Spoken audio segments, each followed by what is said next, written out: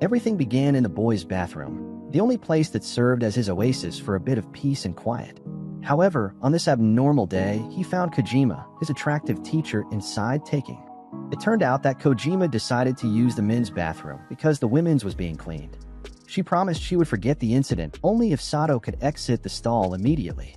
Upon hearing this, Sato tried, but the lock was jammed and he couldn't get out. Kojima had always been the typical mean teacher that all students feared. As soon as he remembered this reputation, Sato immediately started banging on the door. In his mind, he had already imagined how she would tie him up with chains and cut the size of his sausage with a chainsaw. At that moment, the bathroom door opened. Sato saw this as his opportunity and was about to shout for help, but Kojima pulled him close to her. Then she instructed him not to make any noise, pointing out that a teacher and a student caught together in the bathroom would definitely be a headline on CNN. However, the boy was already immersed in the pleasure of holding those divine cushions. When Sato finally tried to exit, Kojima was already feeling a sense of happiness. So she asked him to exit slowly to avoid flooding her peaches, which he did. But at that moment, Sato noticed that Kojima's usual stern tone had suddenly become sweet and calm, which surprised him. He also observed that she was sweating excessively and her breasts were more bouncy than normal. Suddenly, Kojima made the loudest noise of happiness, flooding everything with creamy peach water. A week after this strange incident, Sato was still thinking about Kojima's bouncy breasts. His friend Suzuki noticed he was thoughtful and asked what was wrong. Sato then answered by telling Suzuki he was thinking of solutions to fix his horrible face. However, Suzuki told him that he was born that way, so he shouldn't worry. Sato replied saying he was his friend, so the least he could do was worry about his appearance. After saying that, Sato stood up, telling Suzuki he was going to the infirmary, so he wouldn't have to watch the next class. As he walked to the infirmary, he bumped into another attractive teacher named Mayu, apologized, and left. Meanwhile, upon entering, Sato almost lost his soul when he found none other than Kojima, lying on the bed wearing only her melon cloak. Upon seeing him, she asked why he was seeing his ugly face again, since class should be in session. So, Sato lied that he had sprained his foot and needed treatment. With that, Kojima revealed she had a very high fever, so she asked to help get some medication, as she was having trouble moving. So Sato rushed to the shelf to find some medicine, but the only one he could find could only be inserted from behind. With no other option, Kojima arched better than anyone on the site, asking him to help with the insertion, but asked him not to look too much at her rear. The first hole he inserted the pill into was only meant for black sticks, so she asked him to go higher. With that, he finally inserted the medicine, making Kojima scream in a moment of ecstasy. Suddenly, Mayu entered the infirmary. So Sato immediately hid under the blanket while still enjoying the teacher's exclusive benefits. After Mayu left, Kojima thanked Sato for his help, but warned him to leave because in her state of pleasure he might catch a cold. However, it was too late, as the boy caught a cold the next day and was lying in the infirmary bed. Shortly after, Kojima entered to check on him and then furiously demanded to know why he had lied about spraining his foot the previous day. He wondered where she had heard that. She then revealed that Mayu had told her and then threatened to shove the same medicine up his rear tunnel as revenge. Days later, Sato entered a self-service laundry only to find Kojima there. She then revealed that it had started raining very heavily, soaking her on her way home. Seeing how revealing her shirt was, Sato suggested she use the dryer, but she angrily refused because that would mean she'd have to strip for the idiot. However, Sato then handed her his own shirt to cover up with, and she accepted. At that moment, the rain suddenly became intense. In that instant, Sato discovered that even though Kojima had always behaved like a radical feminist, she was a scared little girl inside. Kojima tried to deny it, but when lightning struck again, she immediately grabbed Sato's hand and pressed her six-pack against his skinny body. Suddenly, the power went out while her shirt was still in the dryer. So, Sato suggested looking for the circuit breaker. When he found it, it was quite high up. And since he was shorter than Kevin Hart, Kojima decided to help with the switch while he carried her on his shoulders. When he did this, he could feel the softness of her thighs, which was exciting him in more than one way. At that moment, thunder sounded again, which unbalanced him, lightly bumping into the shelf above and causing the slippery liquid detergent to spill on them. Sato then tried to adjust Kojima on his shoulder, but since her skin was oilier than Didi's, his hands ended up accidentally grabbing Kojima's buttocks. At that moment, the buttons on her shirt started to come loose. An event where, in fact, all of them came loose, revealing her beautiful huge melons. After that, Kojima suggested that she carry his weak shoulders, but Sato initially refused. However, he finally agreed, and as she did so, she felt his loaded Excalibur touching the back of her head. During the summer vacation, Sato visited his mother's family home but was horrified to find Kojima taking care of his sister. She then revealed that his mother had asked for her help to look after the girl, and since she was already visiting her parents, she had no reason to say no. However, Sato wondered if she could really take care of children, given how harsh she was. Kojima answered irritated, telling him she was an experienced babysitter. At that instant, when she tried to stop the little girl from crying, the poor soul feared for her life and cried as if it were the end of the world. With that, Kojima confessed that she was actually terrible at taking care of children. Although she had done everything to make children love her, they simply hated her. She further revealed that her parents were encouraging her to get married and start making good use of her uterus to give him grandchildren. Upon hearing this, Sato commented that, since she was the serious type, she would definitely have very demanding taste in men. Kojima answered saying that all she wanted was a young man who was good at taking care of people and amazing with children. However, at that moment, she realized she was describing Sato, so she started to glitch like an NPC, trying to explain that she wasn't referring to him. Soon after that, Kojima put on her skirt evil, but on the other hand, Sato was deeply absorbed in his wild imagination of her half-exposed glory. At that moment, Kojima started playing with a little girl. Suddenly, the little girl played devil's advocate by untying her melon covering, exposing Kojima's juicy fruits. In her attempt to cover herself hastily, Kojima accidentally pushed the little girl over. Seeing this, Sato immediately ran to save his sister, but ended up giving Kojima an awkward kissing session. Later that night, Sato's mother, Saki, thanked Kojima for helping to look after the children. After that, she suddenly started teasing Kojima about getting married and suggested Sato as the best candidate to be her partner.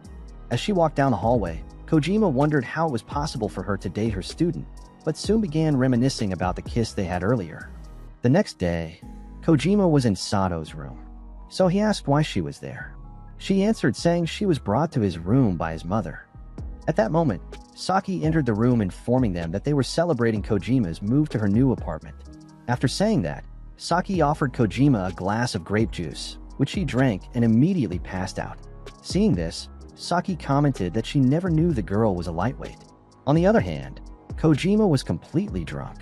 When Saki opened the photo album showing a picture of Kojima when she was much younger, Sato could have sworn he had seen her in some past life.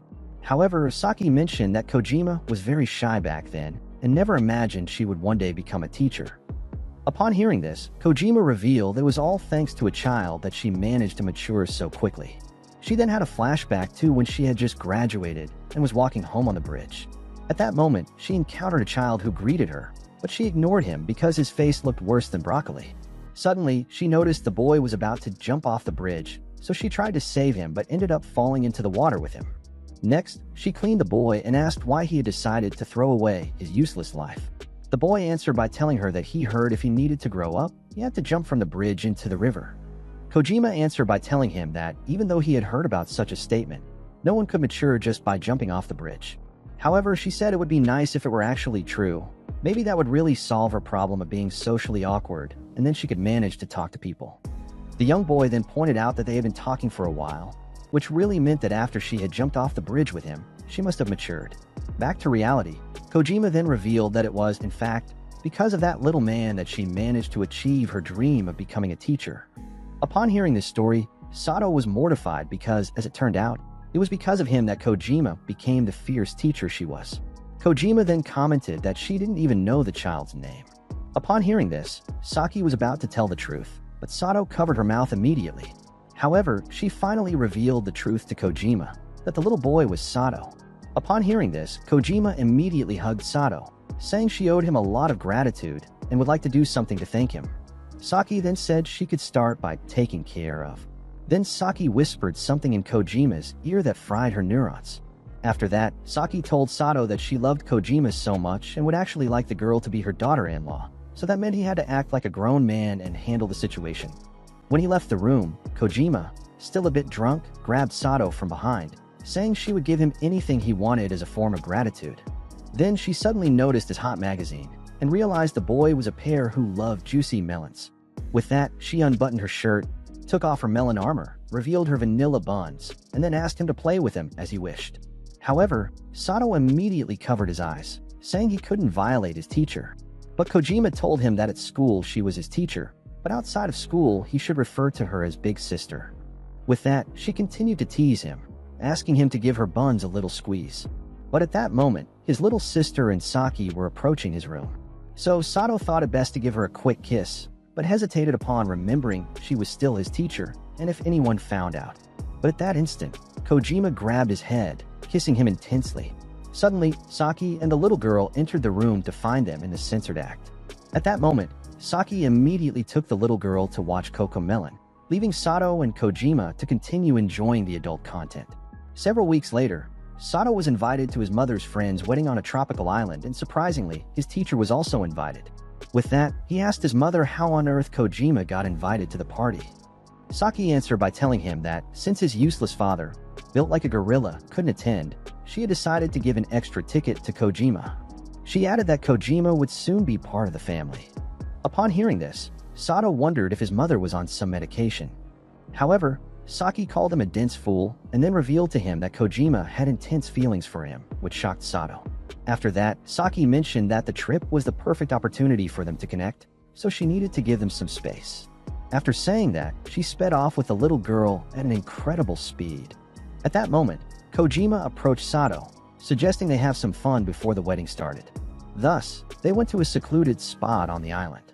But upon arriving there, Sato was distant, lost in thought about what his mother had told him about Kojima having feelings for him. At the same time, Kojima then asked him to apply sunscreen to her back. So she immediately took off her armor and Sato started applying the sunscreen, gently massaging all over her back. As soon as he reached the base of her neck, Kojima felt a wonderful sensation that took her to the realm of the angels. So she didn't know when she accidentally confessed that she loved him, leaving both in great shock. She turned around suddenly, and Sato found his cultured hands holding her mass distraction weapon once again, which embarrassed her. So she jumped into the ocean in an attempt to escape the awkward situation. At that moment, she remembered that she didn't know how to swim and almost lost her life.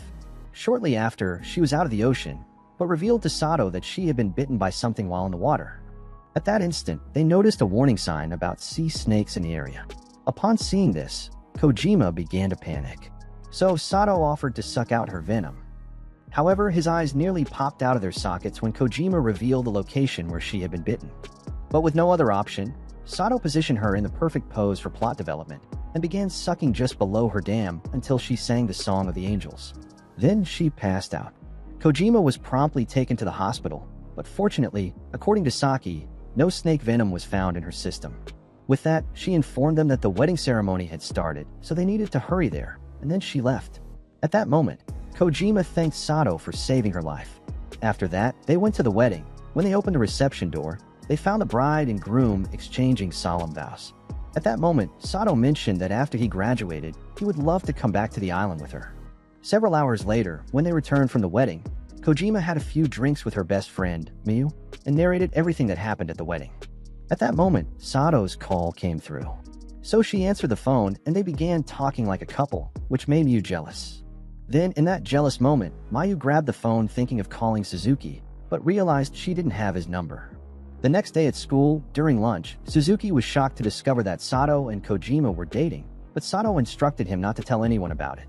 At that moment, Sato got up to leave, saying he was going to have lunch with Kojima, leaving Suzuki alone to eat by himself.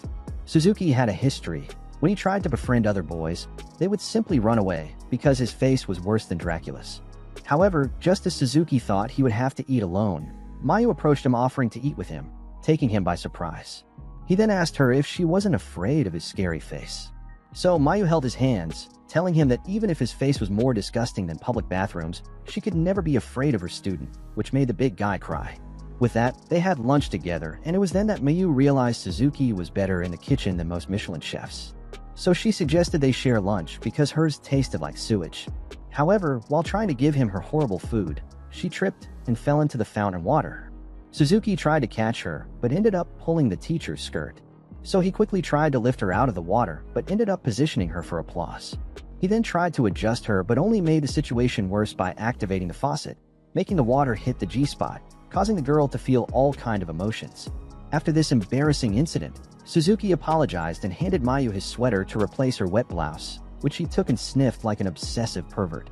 Sometime later, in the teacher's locker room, Kojima noticed Miyu was wearing Suzuki's sweater all afternoon and asked if she had a crush on the boy. However, Mayu denied it faster than Eminem would drop a rhyme in a rap. She lied, saying she was just offering him support for his lack of friends. Soon after, Suzuki's transit pass fell out of the sweater. So Mayu found herself on a crowded train with Suzuki to return the pass to him. However, the situation soon became awkward, like a cat trying to swim, because Mayu's sweater somehow got stuck in the door, and while trying to pull it free, she ended up giving Suzuki a nice hug. Suzuki was shocked, wondering what was happening, and instantly Mayu hugged him tightly. It was then he realized Mayu's melons were loose, pressing against his chest. With that, he tried to prevent the strangers on the train from seeing what was happening. So Mayu quickly turned to the window to button her sweater, but it suddenly became very tight, pressing her firmly against the window. It got even tighter and impossible for her to button the sweater. And when Suzuki tried to close them, it was difficult. So he strained harder, making Mayu sing like a little bird. Finally, he managed to button the coat messily, which caught the attention of the officer at the train station. The man asked if Mayu had been a victim of harassment because, due to their facial appearance, he could tell they weren't a couple. Upon hearing this, Mayu held Suzuki's hand, pretending they were indeed a couple, just to clear up the accusation. Soon after, Suzuki ran into Mayu at a convenience store in the city center. He asked what she was doing there, and she revealed she lived nearby with her younger sister. Suzuki then explained he was there to get some lucky bags for his younger brother and sister. Mayu also revealed she bought one for her sister, even though she told her not to because it was childish. Upon leaving the store, they noticed it was raining, but luckily Suzuki's younger siblings, Suzu and Rei, brought him an umbrella. With that, Suzuki suggested Mayu share the umbrella with him since her house was nearby. As they walked home, the children were eager to see the lucky bag items Suzuki brought them. So he showed them a panda toy and a goldfish. Upon seeing the goldfish, Suzu got angry with him because she wanted a panda just like the one Rei got. So Mayu offered to trade the goldfish for the panda she bought for her sister. Hearing this, the little girl happily threw the little goldfish into the air, but somehow it found its way inside Mayu's divine valley, vibrating the tip and causing her an intense sensation. At that moment, Rei pointed out that a truck was coming. So Suzuki shielded everyone, but the umbrella handle had a mind of its own, making Mayu scream. Then, after the truck passed, Mayu immediately ran home before they noticed her wet paws. The following night, Sato came to the bar to pick up Kojima after she got completely drunk from drinking so much. On the other hand, Mayu was sad and alone because she had no man who would come running like a fool at her call. At that moment, she had a flashback to years ago when she was late for her teaching interview. So she ran to the location. Suddenly, she tripped and fell, throwing all her credentials on the ground and damaging her shoe in the process. At that moment, Suzuki appeared out of nowhere, offering to carry her on his back to the location, which initially scared her, but she eventually accepted. So with lightning speed, Suzuki sped off to the university, which surprised Mayu, who never thought the ugly guy with the face of a failed drug lord could be so considerate.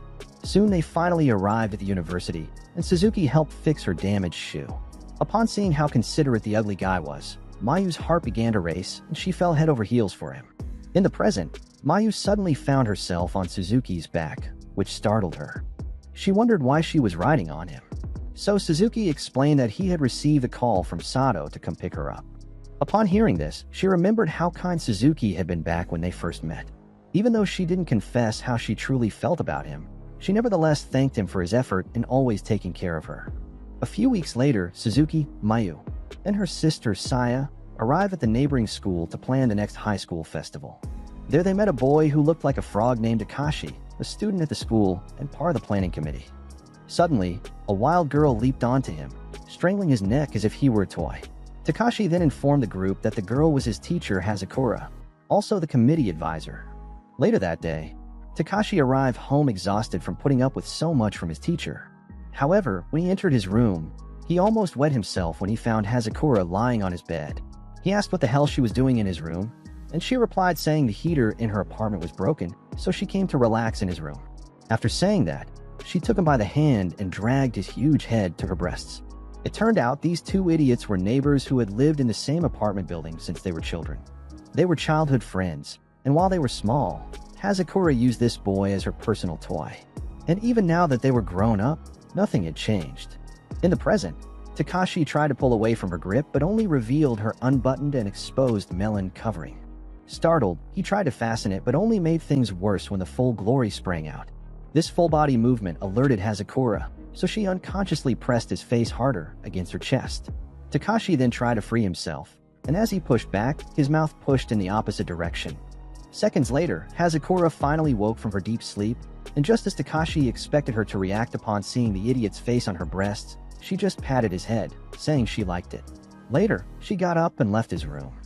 On the other hand, Takashi was delighted that Hazakura wasn't angry, so he supposed it was because she still saw him as a child and not as an adult.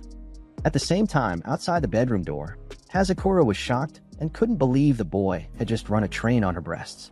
She concluded that his male instinct must have been triggered, and with that, she might end up being dominated by her junior, which she swore would never happen. Later that night, Hazakura took Takashi shopping. So Takashi assumed they were at the mall to buy toys but nearly had a brain seizure when he found himself in the lingerie section.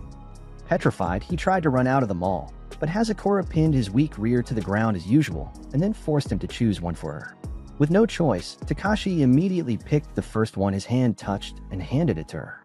While in the dressing room, Hazakura looked at the outfit, wondering if the boy had perhaps chosen the boldest one of all. She thought it was a form of rebellion from the little man, so she put it on to show she never backs down. Minutes later, Takashi asked if she was done, and before she could answer, the rat man grabbed her by the hand and started running out of the mall with all of Hazakura's feminine attributes fully on public display. They finally reached the escalator. It was then that Takashi realized his sensei was truly in full live mode. He tried to close her coat but only ended up enhancing her attributes. Hours later, while waiting, Takashi apologized for his insensitive actions. So Hazakura patted his head, rested it against her tremors, and said that she had actually already forgiven him and forgotten the incident. She also pointed out that they were now adults, so she understood. After saying that, Hazakura went out to get a drink at the bar. As she left, Takashi momentarily pondered her words and realized they were indeed adults. He thought about how in the past Hazakura wasn't embarrassed by what he did to her, but now she was. Days later, the students embarked on an extracurricular class in mountains. Suddenly, Hazakura appeared, and Takashi immediately hid. After that incident at the mall, Takashi was very conscious of Hazakura. However, at that moment, Hazakura approached him to find out why he was acting strange. But Takashi suddenly slipped while on a rock, sending them both tumbling into the stream. Soon after, it started raining heavily, so they hid in a cave to dry off. At that moment, Hazakura complained about the weather being too cold but noticed the young man had already turned into a frozen fish. At that moment, she knew she needed to do something immediately, or Takashi could go sub-zero to Nirvana. Instantly, she remembered something she had watched on TV and thought it would be the perfect moment to try it. So without wasting time, she took off their clothes and asked Takashi to come closer so they could warm up together. Without hesitation, the cultured and kind lord approached, enjoying the luxurious skin-to-skin contact.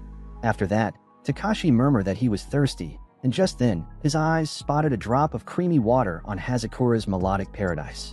So he quickly put his mouth gently and sucked softly, causing Hazakura to go into panic mode. Hazakura then tried to give him some tea, but her trembling hand tipped over, spilling the tea on her naked body. Seeing the liquid on her body, Takashi licked it all up, even extending his tongue over her peaches, making the girl scream his name. After that, she laid his head on her thighs and stroked his hair, which triggered a flashback for Takashi of how Hazakura had always taken care of him. Even though most of the time she threw caution to the wind and played with him roughly, she was actually incredibly kind to him when he needed it. With that, Takashi looked into her eyes, mentioning to Hazakura that he loved her, which surprised her.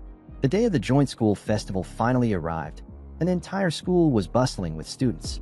It was then that Suzuki ran into Mayu in the hallway, which made him wonder what she was doing dressed as a student. He asked why she was in a school uniform, to which Mayu replied, saying she did it as a disguise to blend in seamlessly with the crowd.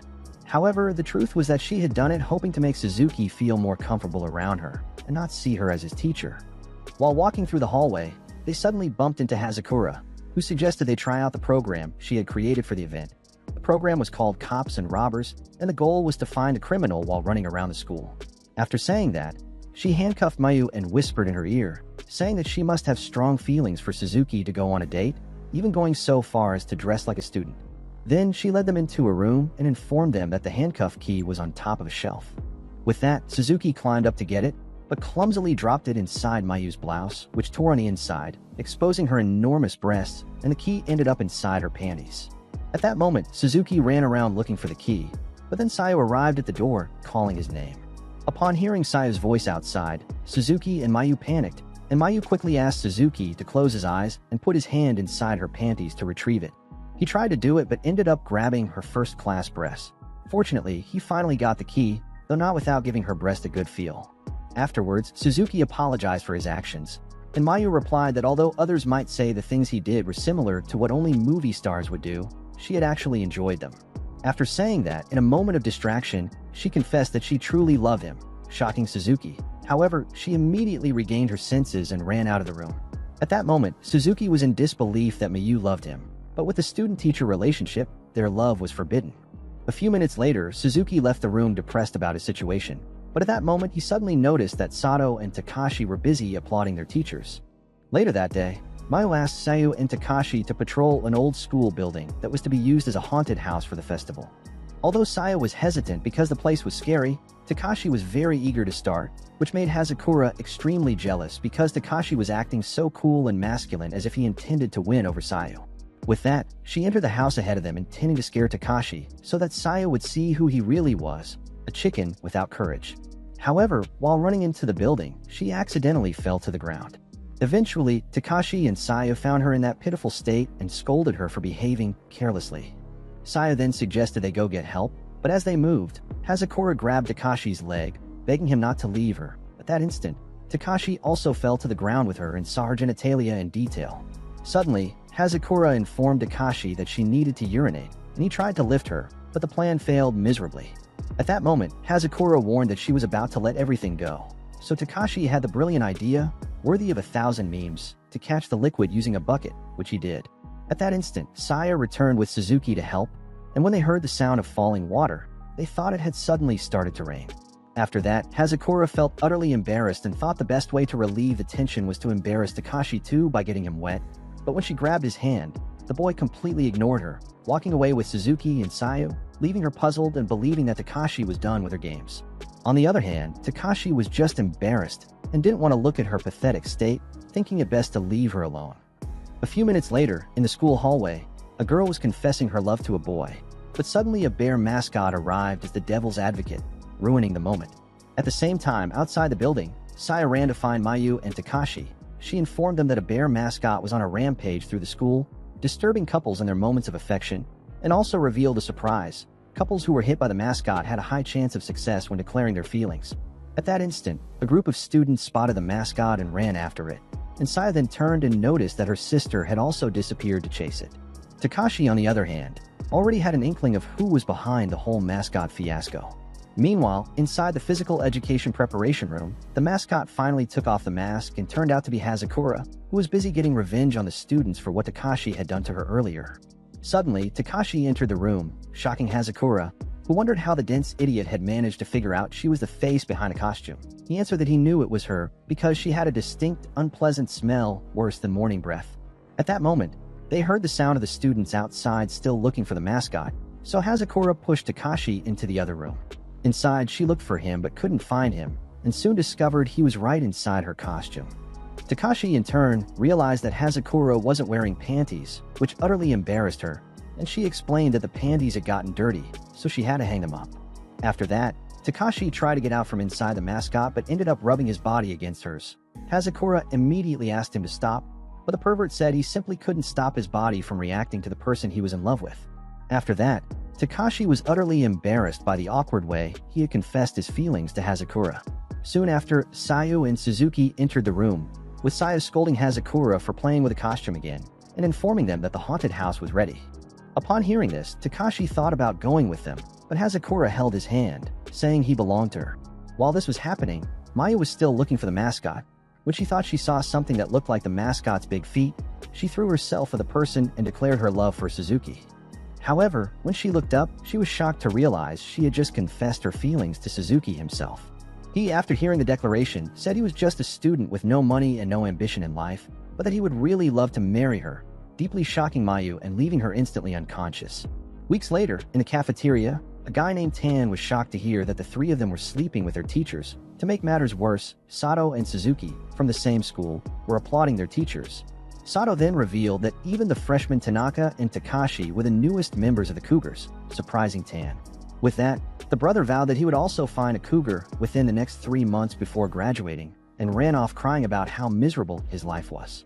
Later that day, while carrying out his duties as a chief with his colleagues, his boss ordered him to take the used cooking oil away, which he did. On the way, he bumped into the school nurse named Tachibana and clumsily spilled oil all over her shirt. He immediately offered to give her his extra shirt, but the girl, with a cold face, said she would rather do that with Shrek than hear him apologize, shocking him. Tachibana had always been so cold and wild, even as a school nurse. However, Tanaka threw himself before her, apologizing, and then handed her the shirt. After a period of not speaking to him, Tachibana took the shirt and then took hers off, remaining only in her underwear. At that moment, Tanaka knew he had to leave. As he got up, he accidentally slipped on the oily shirt, causing his hands, by accident, to lift the armor of her plot, exposing those plump twins. Tachibana immediately asked him to get off her, and when he tried to stand up, the idiot slipped again, and this time grabbed her soft plot. Afterwards, he apologized for being clumsy, but noticed the girl was strangely calm about it all. The next day at school, Tachibana confided in Hazakura that she desperately wanted to become friends with the students, and then begged for her advice. Hazakura then advised her to change her cold expression because no one could tell what she was thinking, and all she needed to do was put some expression on her face. Furthermore, she advised that the first step she needed to take to become friends with the students was to learn about them. She suggested she find a student she could easily get along with. And at that moment, Tachibana thought of a previous incident with Tanaka. So with that, on Christmas Day, she found her way to his crib, dressed in a Santa Claus costume. Upon seeing her, Tanaka wondered what she was doing in his house and why she was recording a video of him. Tachibana said she wanted to familiarize herself with her students and was recording so she wouldn't miss even the smallest details. Hearing this, Tanaka wondered why she had chosen him for the experiment. Tachibana replied that since he was the only loser on planet Earth who would be alone on Christmas Day, she assumed it wouldn't bother him too much. After that, Tanaka suggested they start by learning about her. So, Tachibana devoted herself to a screen presentation about her childhood. Even as a child, Tachibana always had that same cold facial expression and also exhibited psychotic tendencies by writing her name on everything she owned. However, Tanaka asked to know a more recent version of her. So, she showed him a video from the previous year when she was alone on Christmas Day. She then revealed to Tanaka that she loved Christmas, and since leaving her parents' house, she had been feeling lonely. With that, she was happy not to have to spend Christmas alone. Upon hearing this, Tanaka was surprised and thought this girl must have feelings for him to choose to spend Christmas with him. So he offered to record her, but when he took the camera, he recorded her plans first, which appeared on the TV screen. Suddenly, the cake on the table almost fell. So Tachibana made a quick defense like Catwoman, but ended up giving this boy more than he asked for. After the bizarre moment, Tachibana informed Tanaka that she was leaving and then handed him a Christmas present. Tanaka collected the present and then gave her one. He revealed he had planned to give the present to anyone he had successfully asked out. So Tachibana took it and unwrapped it, revealing a teddy bear that she loved. And as usual, she immediately scribbled her name on it, as she did in the childhood video. However, upon leaving, Tanaka opened the present she had given him, only to be extremely surprised to discover the girl had bought him something purple and elastic. Days later, Tanaka and Tachibana went together to an island. It turned out that before this, Tanaka had helped Tachibana carry her heavy load. Because of that, she promised to reward him with whatever she won from the lottery tickets she bought. Tanaka tried to tell her she didn't need to, but the girl stubbornly replied that she had to do it. Unable to convince her, Tanaka then suggested they split the prize 50-50, to which she agreed. So when she presented the lottery ticket, it surprisingly turned out she had won a pair of all-expenses-paid trip tickets to the island. Back to the present, as Tanaka continued to look at Tachibana, he couldn't help but wonder if she really had feelings for him, considering she voluntarily shared her tickets with him. But then Tachibana suddenly grabbed his hands and took him to a beautiful, fun lake. Without wasting time, she took off her blouse and shorts, revealing her swimwear that almost blew the guy's mind. She then pointed out that she wanted to play in the sea, but at that moment Tanaka showed her a sign saying swimming wasn't allowed for now, which made her sad.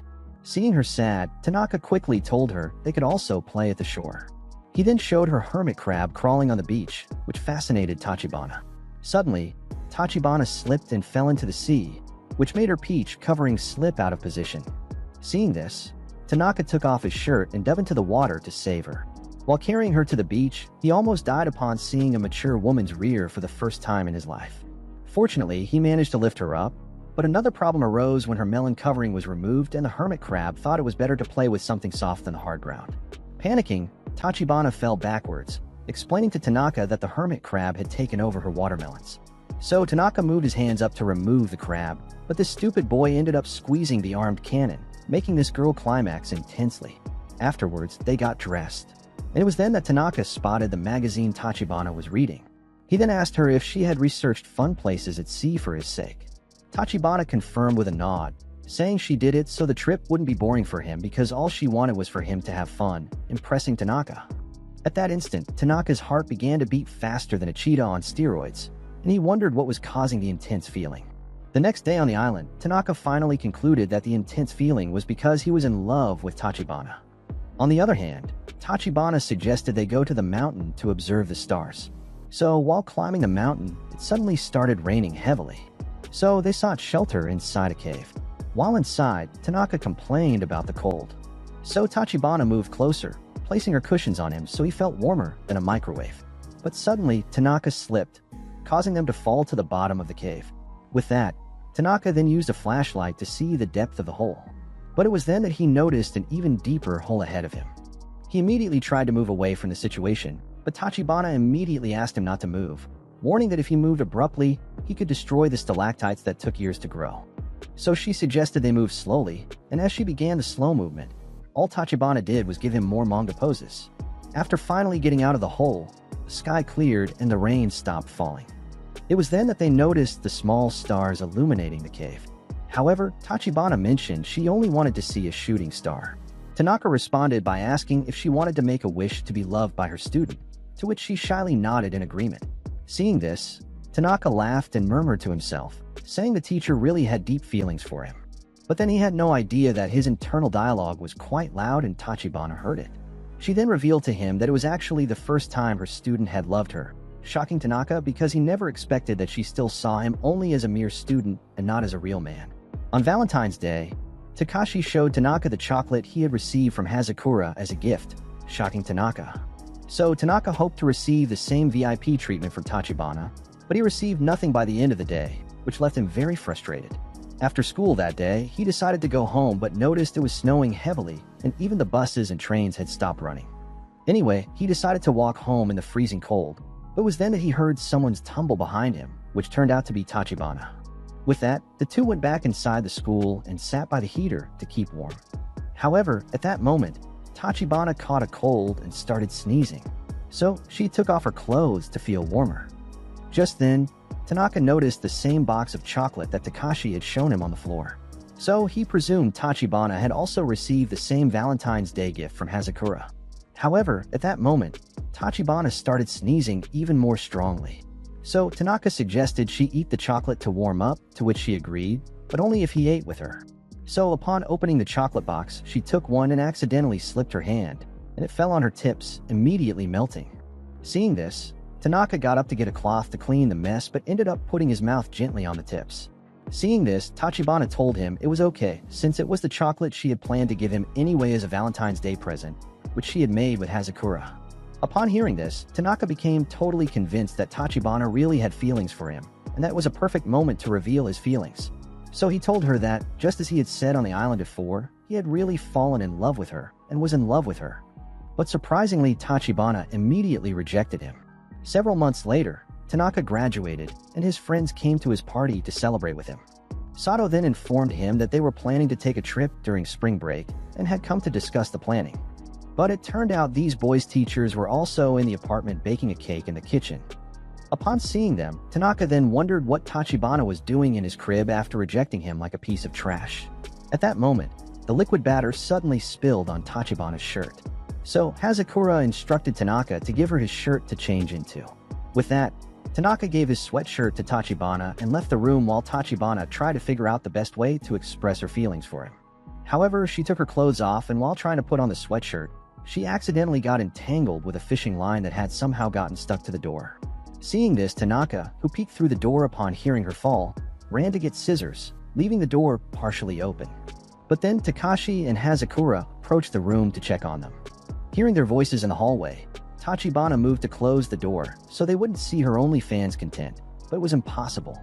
At that moment, They were almost at the door when Tanaka emerged from nowhere holding scissors, diving into the room like Spider-Man and closing the door behind them. With that, he cut the line and Tachibana hugged him. She revealed she could finally date him since he was no longer her student. She said she loved him and had always wanted to confess her feelings since Valentine's Day, but he was still a student back then. This revelation made Tanaka so happy that he informed the crew about the latest development. When spring finally arrived, the boys and the teachers they were pursuing went on the planned trip, enjoying life to the fullest under the cherry blossoms.